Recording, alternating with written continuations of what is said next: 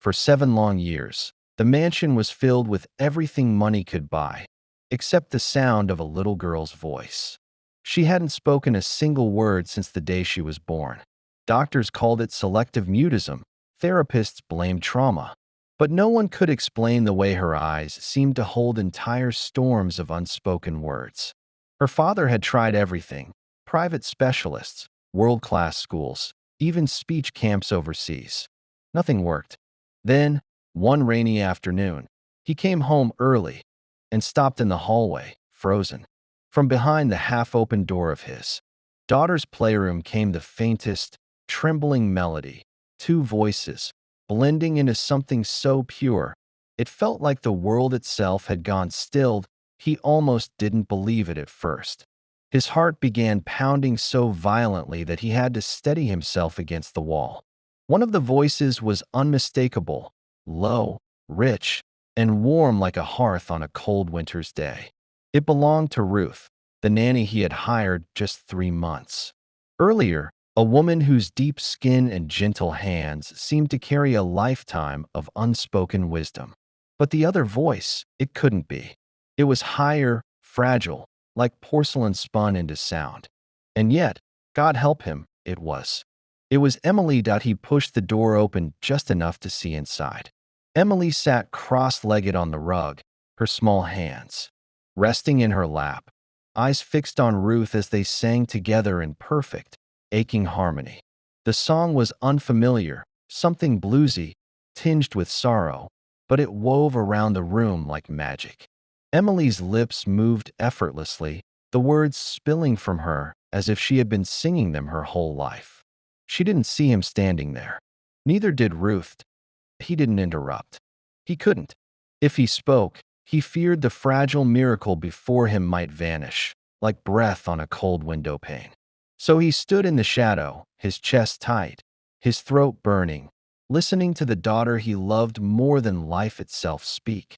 No, sing, for the first time in her life. When the song ended, Ruth brushed a strand of hair from Emily's face. "See, baby, you've got a voice like sunlight. You just gotta let it shine." Emily smiled, a rare, timid smile, and whispered something.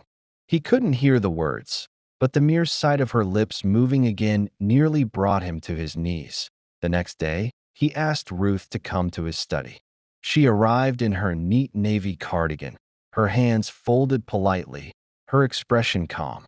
He wanted to demand answers. What had she done? How had she done it? But instead, all that came out was, "Thank you." Ruth tilted her head. "For what, sir?" "For giving me back my daughter." Something flickered in Ruth's eyes, a softness touched with sadness.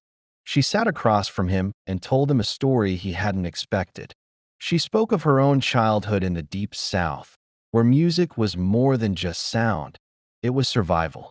Her grandmother had taught her lullabies older than the soil, songs born out of suffering and hope. "Some wounds," Ruth said quietly, "don't close just because you stitch them. You gotta sing to them. Remind them they're still alive." That night, he lay awake thinking about what she'd said. He had always believed money could fix anything, that silence could be broken by science and strategy. But maybe it wasn't about fixing it all. Maybe it was about listening, really listening, to the kind of pain that hides in plain sight. Over the following weeks, Emily's transformation was slow but steady. She didn't speak to everyone, and sometimes she still went entire days without a word. But in Ruth's presence, her voice was a river. They sang together in the kitchen, in the garden, even in the car on the way to school. She learned old spirituals, gospel hymns, and little fragments of folk songs from another lifetime. One evening, he joined them in the music room. He didn't sing. He couldn't.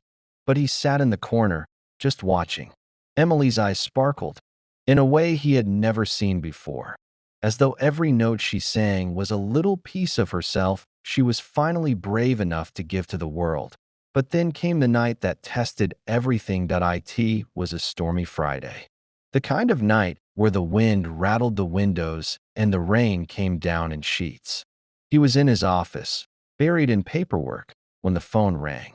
It was the police. His stomach dropped as the officer explained there had been an accident. A car had spun out on the slick road not far from the estate. Ruth had been driving home after her shift. She was in the hospital. He rushed there without thinking, the rain soaking him as he ran inside. He found Ruth in a bed, her arm in a cast, a bandage across her forehead. She looked pale, but alive. Relief crashed over him like a wave. "You should be home with your girl," she murmured, wincing. "She's safe," he said, though part of him knew that wasn't entirely true. Ruth wasn't just Emily's nanny anymore. She was the bridge between his daughter and the world. Without her, would Emily retreat back into silence? When Ruth was discharged 2 days later, she insisted on returning to work immediately. He tried to convince her to rest, but she shook her head.